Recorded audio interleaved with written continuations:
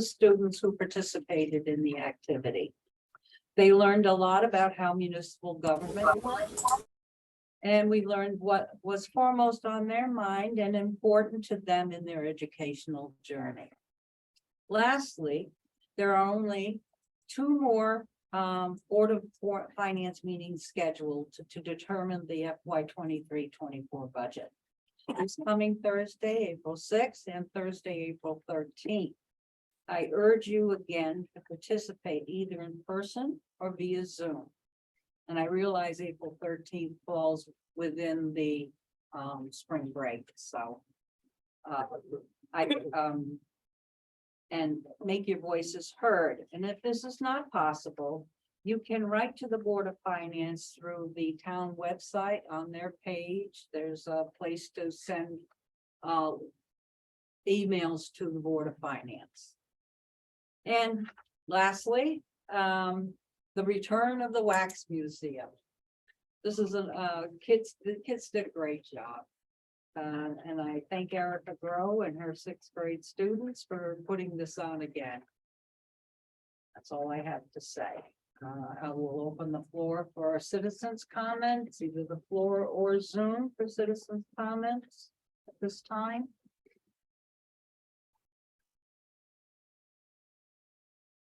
Citizens' comments on the Zoom. Can I make one Citizens' comments from the floor. Just have one. Okay. Okay. So again, the play was phenomenal. I think that that one was extremely on par with last year's as well. I'm not gonna lie, with the fact that we lost the previous director, I was like, how's this gonna be? But they did a phenomenal job. They did an absolutely wonderful job. The Wax Museum was great. It looked extremely well attended. You couldn't walk 2 steps in the hallway. It was phenomenal. And I love the fact that we're bringing some of those programs back. It'd be great to see it, other grades kind of participate as well going forward. So something to, but those community programs like that are great. Great. Okay.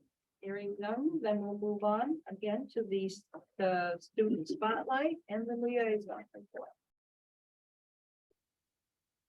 Each month, Port Memorial High School Student Spotlight Program recognizes a student who has demonstrated outstanding achievement, character, leadership, attitude, and/or contributions to the school and community. March Student Spotlight honoree is senior Dylan Johnson.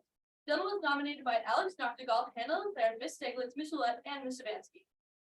In Alex's nomination of Dylan, he states, Dylan is one of the most respectful people I know. He is also very funny with a good sense of humor. Lastly, Dylan is always willing to help if you are struggling. Whether he knows the topic or not, he will make an effort to help. Hannah adds, I've known Dylan throughout my entire school experience. However, I have become much closer in my senior year. Dylan is such a kind soul and a great sense of humor. He is very smart and he is nonchalant about it. Dylan is part of many sports teams and clubs. He is deserving of the student spotlight. Several of the staff also nominated Dylan. Miss Stiglitz said, it has been an absolute pleasure to have Dylan in Spanish 3 this year. He is a positive influence on the class and genuinely nice person to be around. He is always committed to doing the best and he is diligent in his approach to learning. I enjoy having conversations with Dilly as I enjoy his perspective. I wish him nothing more than the best in his future. We are lucky to have him as a Turtle Lot Tiger. Miss Roulette adds, when there is a request for a student to help with tutor middle schoolers, Dylan stepped right up to the plate and did a great job. He has grown to be a kind and healthy young man that others can count on. Finally, Miss Savansky writes her nomination. Dylan is a delight, dedicated, and he's humble. He is unafraid to ask questions when it will help him understand better and will always be willing to work hard. He is the first step to a challenge and also the first thank someone who has helped him along the way. He has made calc class a little more fun each day. Whether it's his dedication to turning his desire to help others whenever possible or his sense of humor, he will truly be missed next year, and AP Calculus and Family Lunch will be different without him. Dylan consistently achieves honors in school while being involved in team-based athletics, including soccer, basketball, track, esports, and the recently formed FBLA bowling team. Dylan says, I feel like my school involvement in these activities have increased my sense of involvement in the community and my school. Also, upon graduation, I have been able to work for and with the community by participating in townwide trash cleanup, bottles and can collections, and Thompson's Community Day. When asked what motivates him, Dylan says, "I am motivated by the idea of working hard so that life will be easier for me if this will be easier for me later. If the strain and effort I have to apply to be successful makes the rest of my life easier, I would definitely choose to struggle now for the benefit of my future." About his future, Dylan states, "I plan to go to school for engineering."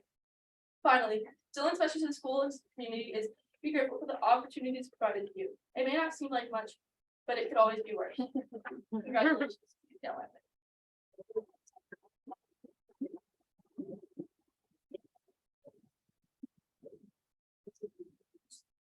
All right, good evening, everybody. Just some updates for the month of April. Tomorrow evening, there will be a student council meeting at 7 o'clock. The 5th, the Turtle Up Music Department is taking their trip to Broadway. On the 6th, the high school is holding the honor roll tradition. The 19th is a Pride Day as well as Tri-M induction. The 20th, Day Kimball Hospital is coming to Turtle Up to hold a career fair. And the 21st, General Dynamics and Electric Boat are visiting Turtle Up. The 24th, progress reports will be issued, and the 26th is Integrity Plus night at 7 o'clock in the auditorium. Finally, on the 28th, the leadership team is holding their monthly in-service. Since the student council meeting this month is after the board meeting, there were no student voice forums. However, we would like to take this opportunity to thank town and school leaders for coming to Turtle Up and hosting a workshop with the Turtle Up student leadership team on Friday, the 24th of March. Presenters and participants included Selectmen Amy St. Ange and Suzanne Witkowski, Board of Ed Chair Kathleen Herbert, and Board of Ed members Danielle Carlson and Heather Fairpost. Board of Finance member Steve Herbert, registrars of voters Frank McGarry and Eileen Witkowski, Superintendent Linda Smith, and Executive Administrative Assistant Danielle Pettis. These town and school leaders shared important information with us, including how to get involved in local government, the different commissions and boards that serve the town that we become involved in, how referendums work, the town and school budget process, registering to vote, and more. The students were then treated to lunch during the day, which they were able to have conversations with several of the distinguished guests. The students really appreciate the time that was taken by these role models to inform the students about an active town citizenship, and we have a small token of appreciation that we gave. Thank you. One last thing, there is a voter registration drive going on at the high school, and student leaders are volunteering to hand out flyers and wave signs for the upcoming budget. Thank you. Thank you.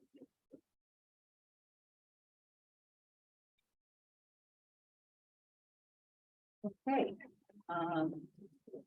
Next on the agenda is the approval of minutes from our March 13th, 2023 regular meeting. And I have a motion to approve those minutes. I'll make the motion, Kathleen. Okay, thank you. I'll second it. Linda, thank you. All right, are there any discussion or is there any discussion on the minutes?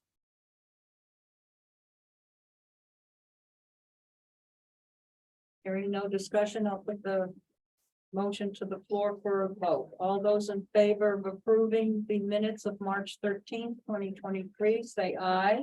Aye. Any opposition, say no. Any abstention? The minutes pass. The ayes have it. Okay, subcommittee updates. Communications subcommittee. Heather. We had a meeting on March 27th.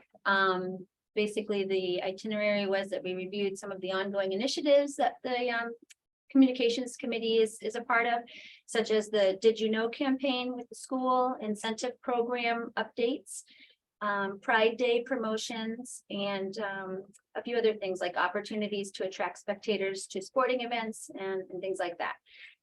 We also kind of discussed the leadership, the Turtle Lot Leadership Roundtable that Kathleen had mentioned at the beginning. And, thought it was a good, great success, and that it was something that we wanted to maybe pursue in years to follow. And then lastly, we brainstormed for the upcoming budget season and ways that the communications committee can support initiatives in town. Okay, the policy subcommittee. So last week on the 29th, we met to discuss the wellness policy, which we've all received. It's basically, it's a necessary policy to promote wellness in the schools, but also the state requires it, and a lot of it based on the nutrition requirements. We used Superintendent Smith used a CABE policy pre-made and edited it to suit our needs, and we submit this for the board approval.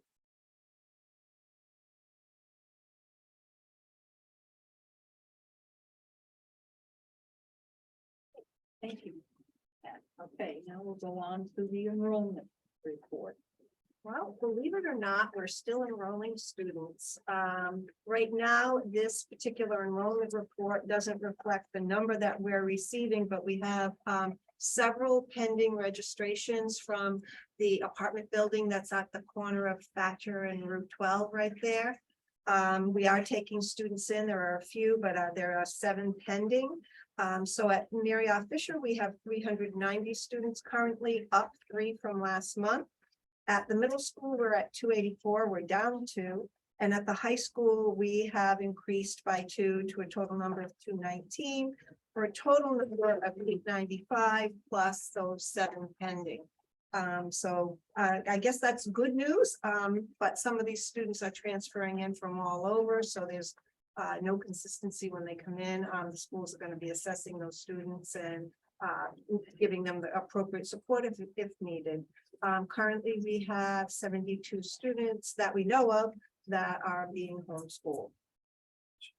And I'm going to hold on the special ed update because Dr. Jones is with us this evening. Right. Okay, then we get into what is possibly teacher non-renewals and non-tenured teacher layoff discussion. So the first one is the teacher non-renewals, and I have provided you with those names. Those are teachers that are not being recommended for non-renewal due to performance issues. We would need your approval to go ahead and continue with that non-renewal process. As far as the non-tenured teacher layoff discussion, I had a lengthy conversation with Steve Sador to make sure that I was giving you good advice. In the past 3 years, we have not recommended to lay off any of our teachers, primarily because we didn't want to put that layer of stress onto teachers, especially new teachers, and primarily because we needed all of them to come back to run the district. We're still in that situation. We have 17 non-tenured teachers. Many of them are specialized teachers, like a Spanish teacher or a science teacher at the high school. So it's not teachers that we're not going to need to call back. We are going to need to call them back. The reason I brought the discussion before you today is because of the uncertainty of the budget. And I know early on in my tenure, we just automatically laid off all the non-tenured teachers because we were concerned about meeting budget. I did talk to Steve Sador, and there could come a time prior to June 1st that you could also lay off, God forbid, tenured teachers to balance the budget. Laying off any teachers is going to increase class size overall, and that's not the discussion tonight. Really, the discussion is, do we follow the suit that we've been doing, where we are not laying off any of our non-tenured teachers because we need them to come back? Or are we going to go back to the way we used to do it before the pandemic and lay off all of the non-tenured teachers? And that's the discussion for this evening.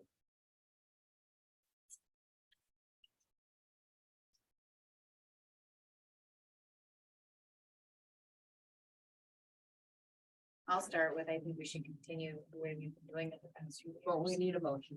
I make a motion. I'll second. Well, what's your motion? My motion is to open up to you. What's that? Continue. Continue? No. To continue the way we used to. Yes, to continue the way we used to Or the past few years we've done. The way we've done it. I'll second. Okay, that we understand that that means not to lay off non-tenure. Okay, now we can open discussions. So I have a question. And make sure I understand what you said when the Steve Sador discussion. So if we do make that decision today, based on the knowledge we know today, can it be revisited once we know where the budget lies prior to June 1st? So for non-tenured teachers, you must inform them before May 1st. Okay. That there is a possibility that they may not return the following year. If we go down that road, we have to have a quick special meeting just so that you can vote to tell me to lay off those 17 teachers. So there's that. The other part of the discussion is the whole budget process and the situation we find ourselves in. But remember that many of those teachers, they're not special education teachers, they're all gen ed teachers.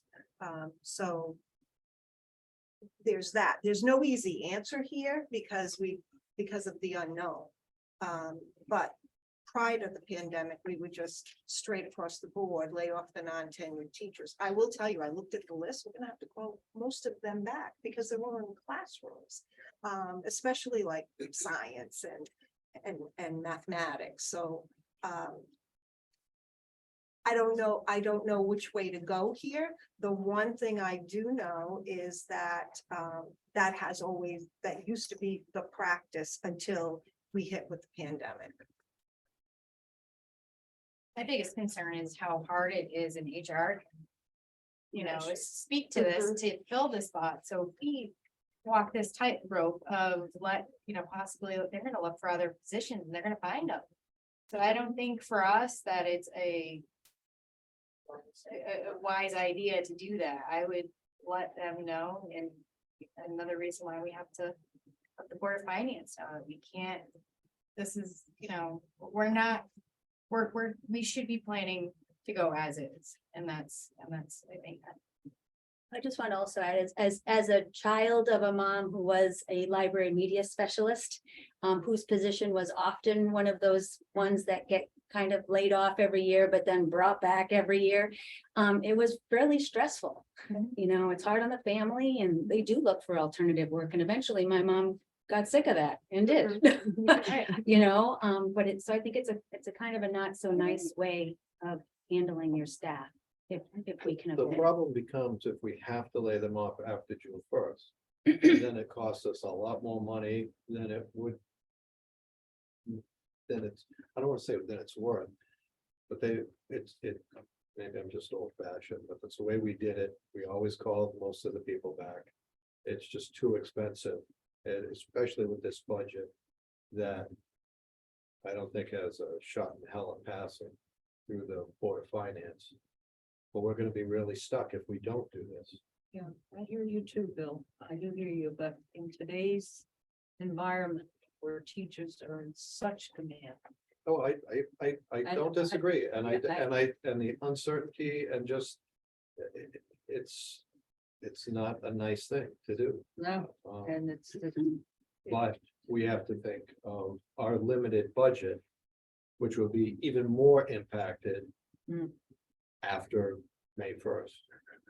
Yep. So I'm not advocating one way or the other, but there is risks There if we don't Very do big this. risk then. I hear you too, Bill. I do hear you. Well, I know you do, I just want everybody else to hear. Is there a way where we can at least put it out to non-tenured staff that this may be coming? We're gonna try not to do it. But, Non-tenure. right. Yeah. That, Well, we've got 2 more Board of Finance meetings. right, And they will have to give us some idea what our cut will be. And so we do have till May 1st. So as long as you have a special meeting before May 1st and we notify the teachers before that date, you might have a better pulse on. That's a good idea. Yeah, I think that's the way to go. So hold off until the budget is finalized. Okay. Plus, just to answer your question about how do we notify them, I think we just did because we're on Right, film. but And just the hint that it's out I there, mean, like, then. You know, Yeah. normally we send out individual letters, but rather is there a way to do, you know, hey, we're gonna try not to do this, but. This may be coming as of May 1st. That is the personal approach, yeah. Okay. but we Just usually, letting we usually folks send letters too, right, prior to all that. And then what is the callback period? There's a date for callback, right? Actually, we've had people on layoff all through the summer until like one day before school starts, calls them back. I thought we had a deadline of a callback, no? Well, before, Certainly when the budget passes. Well, we want to make sure before the last day of school so that they, the option to collect is unemployment Okay, is. I knew there was something in there with That's it, contract, Yeah. or not contract, benefit wise. but that is the reason. So, You're gonna call them back, then you So- let them know. so what's the harm by changing? And I agree with you, Bill. I mean, for years we did exactly like we did. What's the harm if we change this now to just keep it as is? Downside is if we had to do layoffs, there's gonna be, it's at a greater expense, right? Is there a penalty, it's a penalty that we Yeah, pay? And what is that Yeah, penalty? it's been a long time since it was So explained. to me, what but- Steve Sidor explained to me, this group, because they're non-tenured, are supposed to be notified by May 1st. However, if you have to, now some of those people on the list, for example, I'll use the science teacher at the high school. There's nobody in the district that's certified science teacher in the whole district, right? So I'm gonna have to call him back, right? Because that's who we have. But if we have to go deeper into the budget, into the staffing because of budgetary reasons, he said his recommendation would be to let those tenured folks know by June 1st, primarily because they have a right to hearing. And those hearings will take place through the summer. And you want to get that completely done before the next school year starts. So his recommendation would be to make that, those letters go out or let those folks know by June 1st. And besides, he said ethically, it's the right thing to do because then they would need to look for another job. So, And there's a seniority thing, so you've got to look at, this now becomes very complicated, right? You've got to look at everybody's certification and then by seniority. Move people around and make sure that by seniority and certification, you're holding the right people in place. You might have to shift their positions. so in that case, and I don't wanna mention names, whatever. If you have a person that is non-tenured. Correct. right, is the only person qualified. Why would we even have to lay that person off? Why do we not just keep them and set them aside from the 17? We could do that. Okay, so if we did that, now we have 16 we have to work There's with, right? several of those people in that list that would fall under that same category. But are there bumping rights to those? Because, I And- haven't looked at their cert, so I could Okay. do that. all right, but I'm just saying, if this is a guarantee, the only person that's certified. I wouldn't even put that person through the stress, you know, There's two right off the top of my head that I know for certain, Spanish and science, because we couldn't find anyone. The rest, I'd have to look at everybody else's certifications. all right, so maybe. I could do that. If we have to have a special meeting or something for that, I mean, is that, well, we you know. will have it, I'm going to say that we table this motion. We can't table until a specific time, but we table the motion. but we'd have to have a special meeting. We'll because have we to won't have a be special meeting Yeah, 'cause in we the won't- interim. May 1st. Melinda will look up and see Yeah. who of those 17. Right. Qualify for special consideration. They're the sole certification holder. Right. I think the big thing is to convince the Board of Finance how, number one, it is very disruptive for whoever is going to get laid off, but it's also very disruptive for students. Because they get used to individual teachers in the district. I'm concerned about the mathematics scores that we are having the big handle on. I don't know how many people are on that are on that list that involve mathematics, but since COVID, the numbers are horrible, not just for us, but all throughout the state. And I just think getting a new employee getting used to a school system is really bad, but even for students, getting used to somebody new in the district. So it's really conducive, I think, for the Board of Finance to understand that any type of cut for our school for staff is, we're struggling as it is. We need them to understand that. And I'm concerned about the math, particularly math and science, I think are the numbers that really would be something I would be concerned about, and who's on that list that concerns and involves those two subjects. Kathleen, I'm more concerned with class size. And we've always tried to, use the number 25 as a magic number. But if it goes to 27 or 28, people are gonna say, but you put 27, 28 in the first or second grade, there's not a lot of learning going on. And even in the higher grades, it's bad. It's just, we can't have larger class size. So that's my main concern. But we have to be able to pay for it too. The only thing I need approval on tonight is to put the 3 non-renewals. Can I ask a question on that? I don't know if you want a motion first to discuss it, but that's a personnel issue. Why are we even talking about it? That's certainly within the superintendent's right to retain or not retain. And it probably should not even come to us. Okay. That's just me. I mean, Yeah, being that's- around for a long time, but that's certainly a performance or whatever issue. It's a personnel issue and it should never be discussed or even, I don't think so. Okay. Yeah, I agree. That one I agree on. It's great that you kept us informed on this, but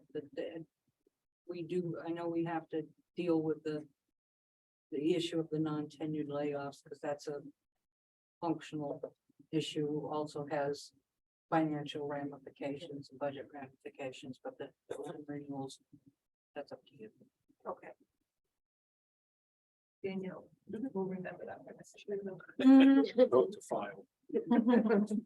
Since it's on the agenda, do we need to make a motion to Remove it.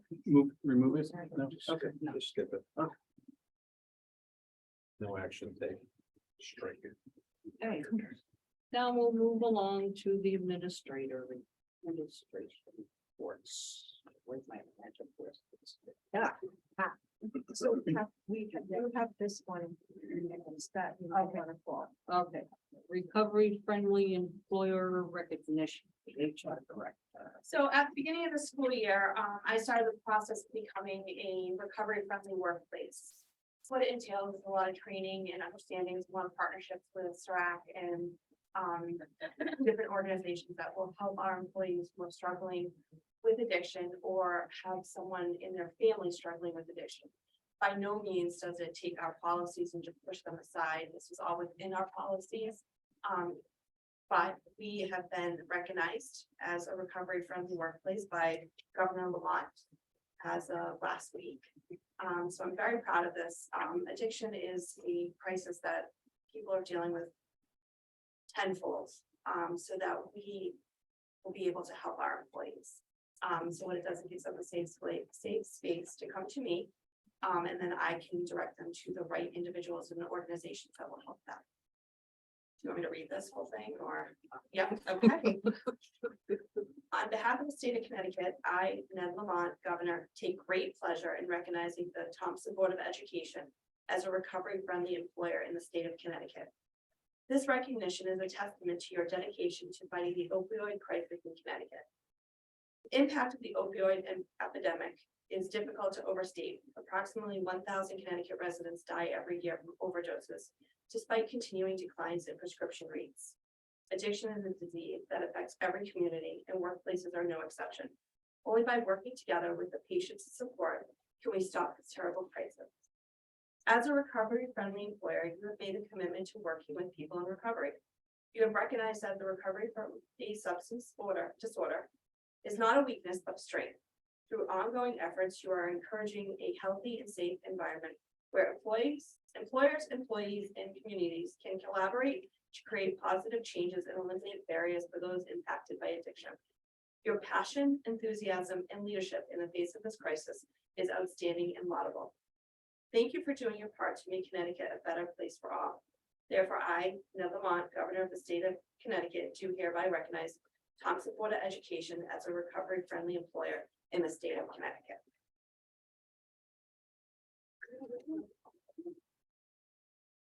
Thank you, Michelle, for doing I'm that. sorry. Thank you for all that work that went into getting the recognition. Thank It was you. an interesting process and it was an eye-opening process. I had a family member who struggled with it in his lifetime. So it really was, it's a heartfelt process for me. And it was really, eyes wide open. So, thank you. Thank you. Okay. Going to switch it up a little tonight with the administrators and going first is Ms. Granado.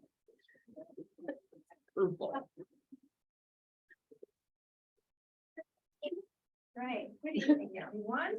We had a great month in March. So we had very proud, we have grade 5, we had 6 and 8 that received 500 bonus points for perfect attendance. Wow, that's amazing. That is the first time since our current, since I've been here that we have had that. So kids are coming to school, our attendance is really making trend upwards, so great news to us.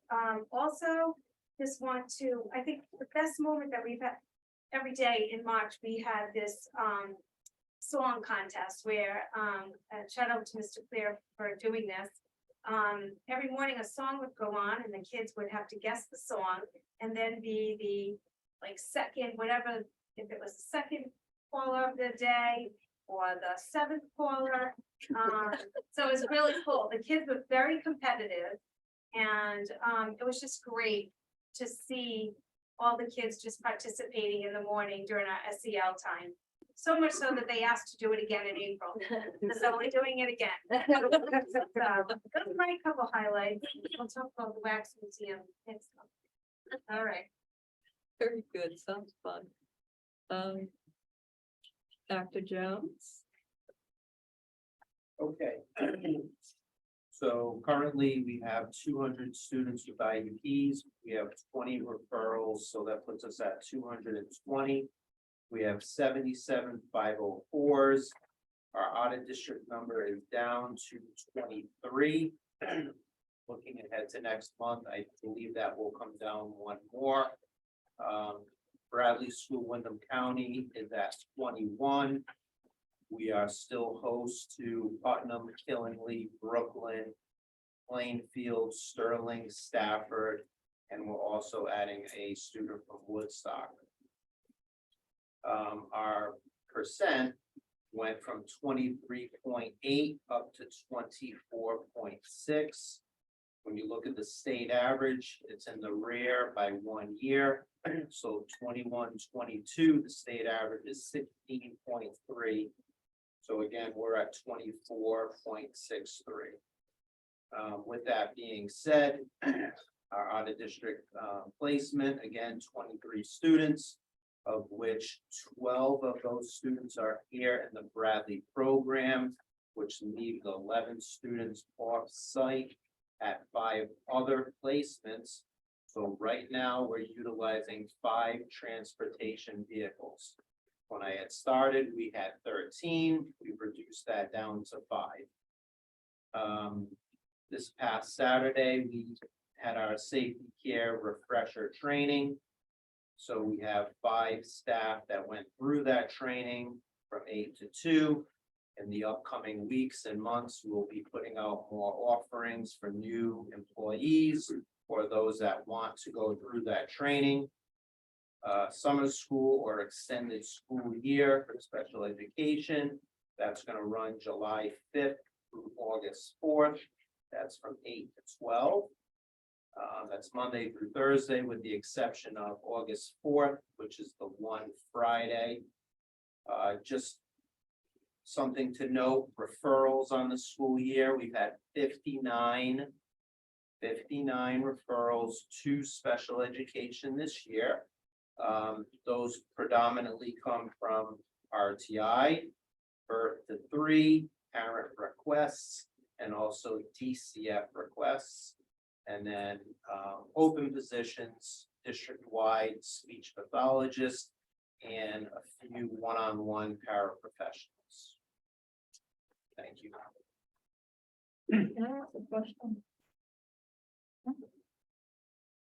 Dr. Jones, what's the Yes. difference between the Bradley School, New London, and the Bradley School we have here? So the Bradley School, New London is located, and I apologize, so I've heard it a few different ways. Uncasville, Montville. So in that location, Yeah. but that's a freestanding school, all special education students. But Bradley School, Wyndham County is what's here in Thompson Public Schools. 2 separate schools. So we have 2 students in New London that are not here. Why would they go to New London and not just stay here? Is there, we don't Because offer those there's more services? support in that facility that they require. We tried them here, but needed a bit more. Not to say we will not get them back in due time. Thank you. You're welcome. Kathleen, Yes. just one question. Either Dr. Jones or Bill, out of the, the state reimbursement, the 92,000, we have to hit that threshold first. Does that apply to just the 23 students? So it's not, so it's all the students that are out of district. Sorry. All out of district. So the students that are out of district, so that does include the students that are in Bradley.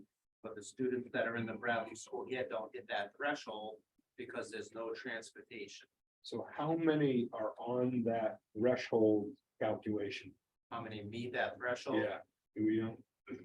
And It's- if you it's- don't have it today, that's fine. I will get you the exact number, but it is in the neighborhood of 6 to 8 that actually meet the number. Okay. Because Bill, I'm just thinking that might be information for the Board of Finance meetings, because I know it's come up a couple of times. But we've talked about the state reimbursement and what we're on the hook for, right? All right, thank you. Thank you, Dr. Jones.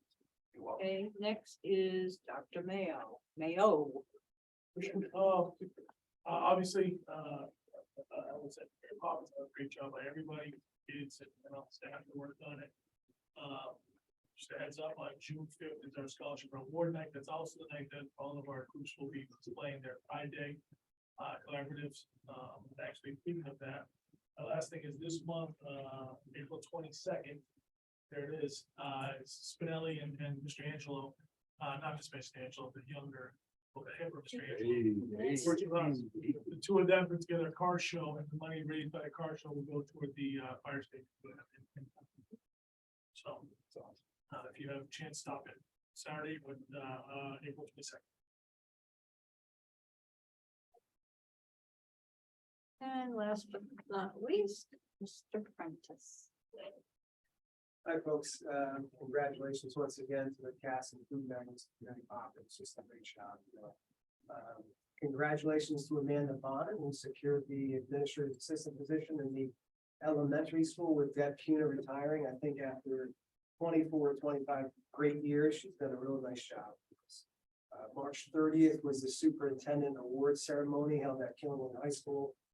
Congratulations once again to Ethan Care and Grace Roy, 2 really well-deserved kids there. March 30th, the same night, was also bedtime stories. So thank you to those folks that attended bedtime stories. That was great. PTO, thank you to the PTO for organizing the Penny Wars. I got pied by 72 seconds. It's awful. Yeah. It was phenomenal. Yeah. Good stuff. Betty Osgood visited the district, observed a variety of different teachers, had a good experience with her. And then Meadwood casting is happening at the end of April, so that's what's happening in the end of April. Thank you. Amanda, isn't, next we have- there a Turtle graduate? She graduated the same year I did. Awesome just to see them come back. Yeah, she does a great job. She's currently. Okay. Yeah, should be recognized, please. Huh? Should be recognized first. Sorry. There's you I told. was giving credit to us, NHS graduate coming back. Okay, next we have Bill Birch. Well, not wood, I think we're past the worst of winter. So, Although we haven't, we haven't gotten to the point yet that we can actually turn off the heat, so we are still burning oil. Right now, we're just waiting for everything to green up. Every time we have a halfway decent day, it looks a little better outside. I think the guys have got the fields in pretty good shape for the first, week of sports outside. They're gonna start working on the rest of the grounds. We have to get seed and fertilizer down, within the next couple of weeks. And then they can start cutting grass. We're looking forward to the things that are gonna be going on this summer. There is a Connecticut water project that's gonna happen. They're installing a new water main that will go from the location of the softball field down the driveway to 12. We don't know what's going to happen as far as the security project. We're waiting to get the final cost estimates back, and then it has to go out to bid. Hopefully, we will get some of that security work done. The track for the time being is on hold because we had poor response from the bidders. And we have heard nothing from the state on the HVAC grant, although they are now 3 days past their deadline. So no one, I checked this morning, no one has been notified one way or the other. Yes, no, maybe we're thinking about it. But that just is what it is. And I think that's well- about all I have. okay, great. Thank you, Bill. Ms. Burns. So basically, I'm eating, sleeping, and breathing Power School. We just had 3 full days of training last week.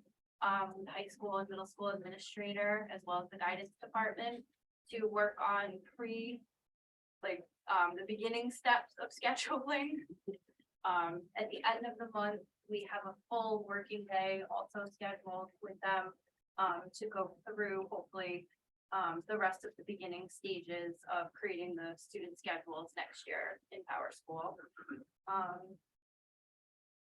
I'm also working on setting up some training, some days, because we're also, I know I've mentioned before, we're upgrading our financial system Munis at the end of May.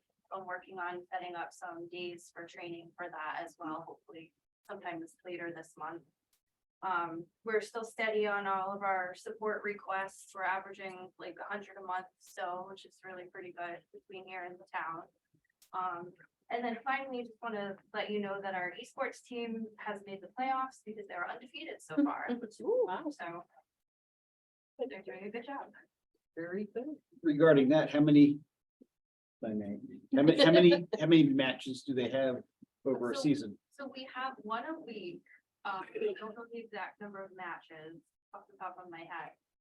But we've been competing probably since February. Okay, thank you.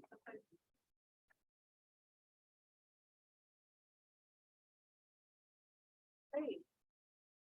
Mr. Stiglitz. As we get towards the end of the year, things are definitely tightening up from a financial perspective, but we are still in the black at the moment. No change to the revised budget. Year-to-date spending's at 14.1 million, which is 71% of budget, which is slightly ahead of where we were last year. Encumbrances are at 5.6, 28% of budget compared to 30% last year, so that brings the total to 19.6, which is 99% of budget, which is right around where we were last year. All those amounts, once again, were our net of the first special ed excess cost payment of $190,000 that was received just 2 months ago. We are waiting on the second payment. The amount is still up in the air. Dr. Jones and I were just talking about that. Depending on who I talk to at the state, it ranges from another $50,000 to bringing us up to a total of 405. I haven't been able to get a straight answer yet, so I'm still working on it, but I'm voting for the 405 in case anybody's curious. We currently have 3 departments running in a deficit. Pupil services at 779,000. It's tuition, contracted pupil services, and transportation. Although we knock on wood, we see some positive developments there that aren't reflected in the numbers yet because those volumes will be going down in the future. But we're keeping our fingers crossed that we'll start to see that go up in the numbers. Technologies, 15,000 over budget, and I think we talked about this last month. It's the payment of the Munis accounting, so we're half of the Munis software fee because that's split with the town. That apparently hadn't been budgeted in the past. It is at least budgeted for 2024. And then ESY in summer, we talked about last month, and it was higher than expected transportation costs in the summer program. Any questions?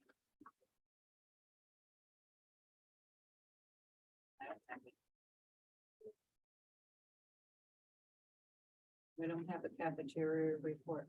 I actually, because the meeting's a little early this month, I didn't have it. That's okay, no problem. We'll have it next month. Then you're busy with budgets. Yeah. You get a pass this one. I do know Lisa took in some additional grant money recently because she did let me know that. She continues to chase down just about everything she can. I know she's got another iron in the fire there for a potential grant to help out with the cooler situation in the cafeteria. Kathleen, Yes. Melinda, we're okay and we're funded now by the state for breakfast and lunch Till the end of the year. just this school year. Correct. It's still batting around at the state what they're going to do. There's a big movement to offer free lunch and breakfast to all students, but that hasn't been passed yet. Okay, I thought I saw something saying it was, but all right. Maybe not. Yeah, they approved from now until the end of the year. I haven't heard anything that it's continuing into Tom, I next think year. that was Massachusetts, I think That's that's what it was. You're right. Yeah, you're right. because they also brought back, the other state money for food, SNAP for Massachusetts. That's right. And that's where it was. Benefits. Yeah. All right, never mind, wrong state. Sorry. Keeping our fingers crossed though. They're working now. Let's hope. Okay. Miss Giamma Marinaro. I'm sorry. Do you have anything to add? Well, I have, as Dr. Jones alluded, we do have 3 open positions in the district right now outside of the 3 non-tenured that are not going forward. We have a speech and language pathologist. We have 2 one-on-one paraprofessionals. And the combined town and school health fair committee is working diligently. Our first health fair is May 10th. And we have about 30 vendors for our employees. Yes, I'm very excited.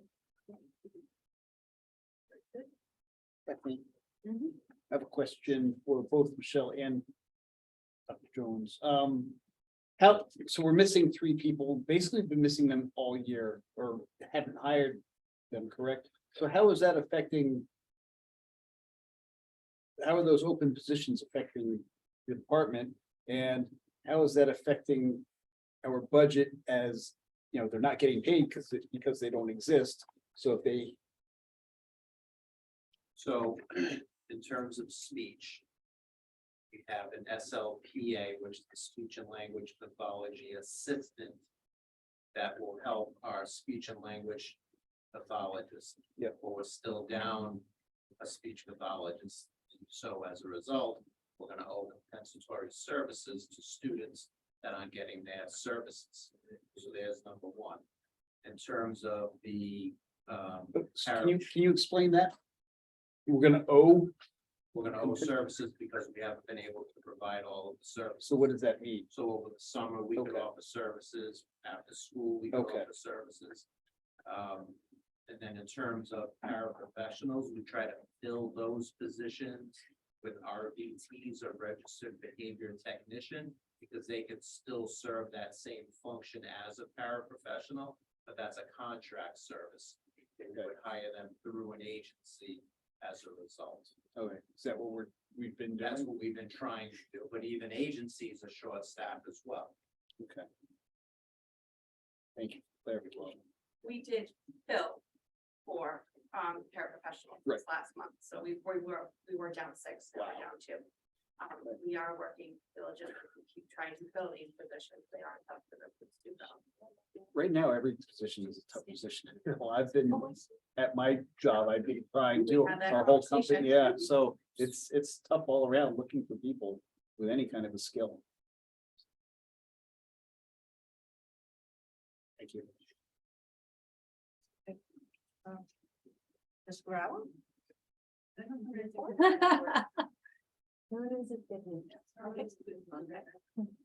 All right, Ms. Spinelli. High school sports open today with the softball team, golf this week, and middle school softball and baseball. Track, and we've got a couple more weeks before they open. Definitely. Can I just ask one question? Deb, with the change in different sports and some things being eliminated. Was bowling a success, and should we consider that moving forward, and that be a sport? Like a true sport here, and then the other thing is pickleball something that's being played at? We've been playing it in the gym, actually the last 2 weeks. Yeah, and It's not. I don't want to get rid of the main sports we've had for years, but I'm just thinking out there. The CIA's sport yet, and we were told that's why that tournament we went to. Yeah. Was a one-shot deal. They're trying to drum up interest in the state. So for the last 14 years, maybe 10 years, they've been running this one-day tournament. And that's where we went with that one group of kids, which was an offshoot of the FBA group that went. We took the best kids that have been practiced at bowling there, took that group of 5 boys to represent us. So you start out as a club and it's recognized by the CIAC. Did we do all right, Mo? 15, 18 teams there, we came in 76. Favorite 17. I'm sorry, I thought you said there was 15 teams and we came at 7.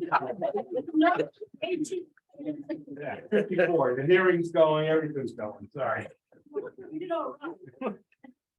I'm like, listen, I know math is down, but geez. Our team thought they were gonna do really well, we were the first ones there, we were really excited. And then I saw the teams coming in with their personal bowling bags. I think we're in trouble. It's supposed to be now, I think the wind controls. Play the 10 games, would be 2,000 pins, would be a perfect game. I think the team that won was at 2,700. We broke it down. You have bumpers? No bumpers? I'm out. All right, thank you. And they only practiced a couple times, you know. Kathleen, I have a question for Deb. Middle school softball, and I'm asking because I'm biased on this one. Is there any room for new catcher's gear? Or any what? Any room in the budget for catcher's gear? What they have is falling apart. The straps aren't staying. They have new stuff. They have new stuff? I Okay, don't have it in that bag. I have it in the back room. The stuff that they have, because last year, the year before, they all changed the ruling on the catcher's gear, especially in the chest area, had to have a Moxie stamp on it to be sure the protection is, so they don't get a ball in the chest. So they changed the way the padding was, and so they were all upgraded. okay. All right, she might not have found that, so, Well, they were in the bag. They had 3 sets. all right, I'll tell her to come find you. So Should that's have the her calling on administrative today. reports. I guess there's no old business this month unless anybody can remember any. I looked at last month, my notes from last month, and I didn't see any old business that needed to be carried forward. So we'll move on to new business, and that is the approval of the wellness policy. I'd like to motion that we open the wellness policy for discussion and approval. I'll second it. Okay. Discussion. Questions, comments, concerns? Matt, would you like to explain somewhat of what it is? Yeah, so state requires as the state is wont to do, that we updated our wellness policy, which affects the wellness of the students and staff, just students. Yeah, Just students. primarily students, but it does allude to staff as well. And it mostly affects the nutrition, but also not just what's provided for in the school, but also what you can't provide in the school. For example, don't bring cupcakes or soda and things like that to school functions or birthday in class, things like that. So it's really kind of cracking down on that. And I believe we put it right in the policy that each teacher or each grade is allowed 3 So we allow exemptions a for year. waivers. Waivers. That the principals submit to me. When they're gonna have like cookies and milk with Santa or something fun that requires a little bit of deviations from the policy. And the schools have been very good about it. That's a practice I brought with me. So they're used to it now after 6 years. They submit them regularly. There's nothing off, out of the realm. And then fundraisers, if they're treats like butter braids, they can't be picked up until an hour after school dismisses, but the PTOs have been really good about that. They hold an evening pickup for those kind of things. Basically, it's following state and federal regs. We have to do a self-assessment every 3 years. It's called a WellSat. The results are on the website. We're held to do that assessment every 3 years because we participate in the federal meal program. So there's really strict rules around making sure that there is a health and wellness policy. I would say the one thing, even I told the subcommittee, we do have a standing health and wellness committee. We need to expand our membership. So next year, it would be nice if we could get representation from a board member, and we would like students from the high school to be representing that committee. Those are the two additional stakeholders we'd like to add. For next school year, starting Next school September. year. We only have one more meeting this year, so we felt like we would expand it for next year. So. And as Melinda said, she created this with the help of the policy committee approval from a CAVE template. If we do pay for that service from CAVE to create policies, or they provide us templates that meet state regulations. So this has been doctored from the template to meet to. Modified, Well, custom, modified for our. Modified, district. okay. It's been modified for Thompson, like the waiver. We allow for the waiver, right? And I think that that's fair. Can't go a whole year without. Thank you, Matt. a single It wasn't cupcake. coming to me. Oh, I have a question on that then. So when PTO does Teacher Appreciation Week, and usually we end the week with some sort of a dessert for technically staff appreciation, should we be requesting a waiver for that? No, Okay, the children aren't eating it, are they? no, okay, just making sure. Good question. There's just there's nothing else to add. And a good answer. I need to talk to you about that. Okay. Cause that's coming up. So kids can't have hostess, like you can't have Twinkies, ring dings, ho-hos, Eskimo pies. If you put it in Alex's lunchbox, Yeah, he can have it, but we can't offer everyone. No more school board. that was like 4 basic food groups. Tablecloth pie, hostess, I mean, Little Debbie's. The snowball.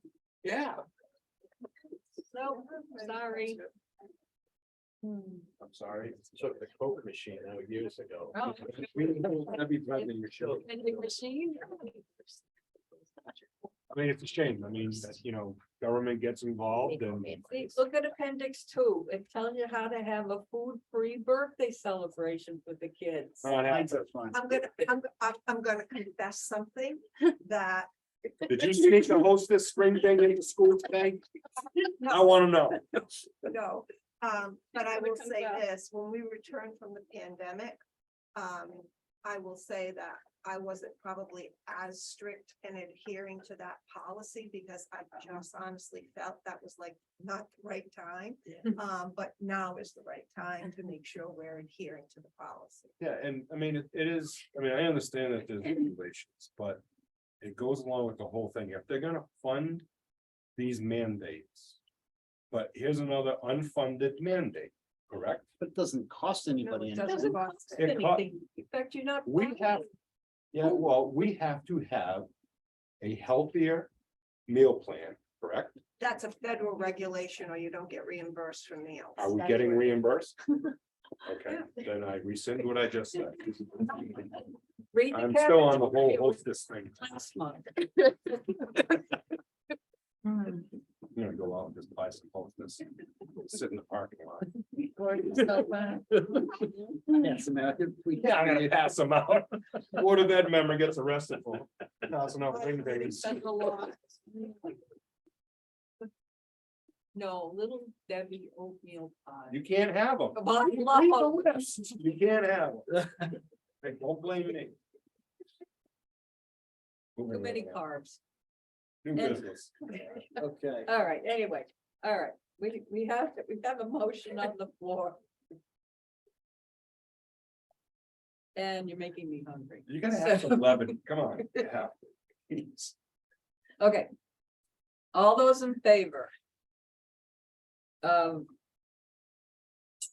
adopting this updated wellness policy, say aye. Aye. Those not in favor, say no. No. I'd be a hypocrite if I said yes. Any abstentions? You got that. All right. Motion passes 8-1. Thank you. You're gonna be on your own island. That's why we love you, Tom. Take it up with you. I didn't get this placed again from meeting help. Or your congressman, or Matt, nothing against your program. That's okay. Not hurt. okay, and any correspondence?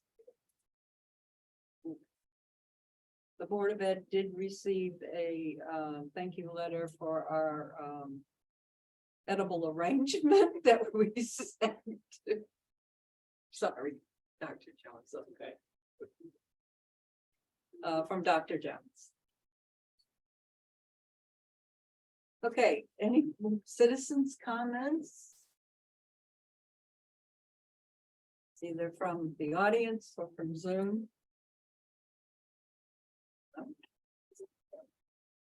Hearing none. Go UConn, Oh, UConn, yes. Oh, UConn. 9:20. 20 our time. Yeah, it's a shame about the women's team, though. Okay, I'll entertain a motion to adjourn.